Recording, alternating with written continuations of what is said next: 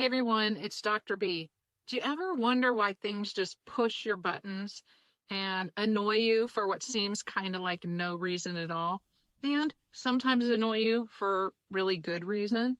Well, we all have triggers, and that happens to all of us because what triggers do is they activate our stress response system. And we did get a little neurobiological with you for a bit, but break it down so it's simple to understand. Our brain is in service of survival. Our brain, we use our brain to protect ourselves. It tells us things to do in order to stay safe. And so triggers, especially triggers from trauma, previous trauma, help us to remember in our brain, hey, that was important. You better pay attention. I'm going to trigger you when something similar to that happens again in your life, so you're prepared. And so triggers are actually very, very useful for us and important, again, like I said, to survival. They live in our mind and we feel them in our body and we experience them regularly. Sometimes they're just kind of no big deal, and other times they can be very, very activating and distressing for people. So let's talk a little bit more about that. A trigger is something that can happen in a lot of different ways. So we could have a sensory trigger where somebody comes and they maybe like brush our arm a certain way and it activates us for some reason. And we have an emotional reaction to that because it activates something within our brain called the limbic system. There's a whole system deep inside our brain that says, okay, we're your emotional response system. We're really old and we've been with you since the very beginning of your life, and we remember things. We may not always have words for those things that happen to you, but we remember them in your body. And so when we remember things in our body, when somebody touches us a certain way, it activates us and it reminds us of what that touch meant. And that can be, quote unquote, a trigger. It can be a loving touch or it can be a traumatic touch. It can be either or. So that's one thing to understand that's really important, is that we have this limbic system, emotional system going on deep inside our brain. If you want to read more about it, there's a book called The Body Keeps the Score by Bessel van der Kolk. And he's really a cutting edge trauma expert around how to treat serious trauma in people who obviously have experienced severe trauma in their lifetimes. So, but back to our triggers. Okay, maybe it could be a sensory trigger. Maybe it's a visual trigger and I just see something and all of a sudden I think, oh my gosh, that person dresses just like this person and I didn't like that person. And so I have this emotional reaction like, I don't think I'm going to like that person either because, it's a visual trigger. We didn't like what they were wearing because deep down. Now, weirdly, it's unconscious. So a lot of times we just have this feeling like, I'm not going to like that person, but we don't really know why. That's why it's important to learn how to know your own mind and to get familiar with your own mind. So when you have this feeling, you have no reason to not like this person. So ask yourself, what's going on with me that's activating this reaction to this person? So that's part of it too, is knowing your mind helps us to be able to soothe our own mind as we go forward in the day or whatever is happening.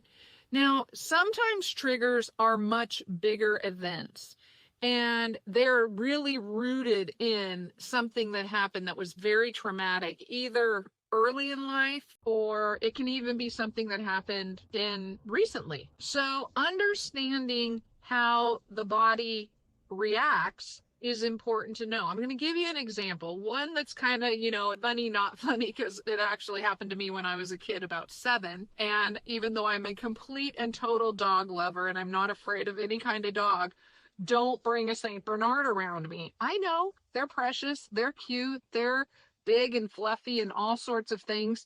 I'm terrified of St. Bernards. I'll tell you why in a sec. And another story I'm going to tell you about is around sexual assault and triggers. All right, so the first story is about St. Bernards.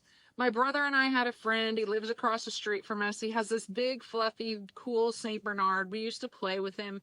We didn't know him super well, but he wasn't like a vicious dog or anything, So we go over to this kid's house, knock on the door to see if we can play. I'm 7, my brother's 8. The kid opens the door, and all of a sudden this, 200-pound Saint Bernard jumps up, hits my brother in the face with his mouth open, knocks him to the ground, and my brother's bleeding. People are screaming. I don't even know what happened. I just remember seeing towels of blood, my parents coming, him going to the hospital, and I sat in my neighbor's living room waiting for somebody to come and tell me my brother died. So that was a humongously traumatic experience for me to watch.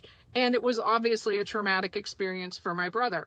We've never really talked about St. Bernards together, but I have a feeling that we both really truly understand why Cujo is a terrifying movie. But anyway, so that's a trigger, that's a trauma for me. So there was a day, I don't know, 30 years later, I'm walking into a nursery that's outdoors, and I have a baby in a stroller and a little walking on my side, and all of a sudden I see 2 gigantic St. Bernards who are literally part of this nursery, kind of galunk walking on the sidewalk in the nursery place. And I immediately had a panic. Like my stress response activated. All I could feel in my body was those things were going to attack us and my children, and I was petrified. So what do we do with that? That is my brain saying, okay, remember the last time this St. Bernard thing happened? You need to protect yourself because it's a threat.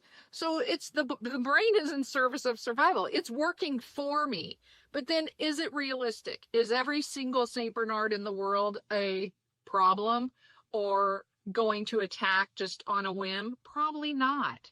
So that's work that I can do in order to support my own growth and development around easing my own trigger around St. Bernards. Okay, I'm going to share another one with you, and this is around sexual assault. There is no question that women live in fear of sexual assault and that it is a threat to women at all times, pretty much. So, and I'm not going to shy away from that because we need to be talking about this, because women are being harmed, and we set up all kinds of roadblocks for them then to get justice for their perpetrators. So here's another one. Our most sensitive sensory system in our body is our smell. It's called olfactory. Our smell is the most sensitive system. So interestingly, when women are sexually assaulted, it's a very intimate process. It's a very intimate act. And things are coming at them through their senses, through their entire body. But one of the things that's the most powerful is smell. So if we were to take a lineup of people who were sexual assault potential, criminals, and asked a woman not to visually identify their sexual assault person, but to smell them. Okay, I know. It sounds weird. Hey, we're going to smell all these men. Nobody would even want to necessarily get that close to them. However, smell their clothing. It would be a much more accurate way to identify the perpetrator than visual identification. Because a lot of times people wear masks, they do all these kinds of things.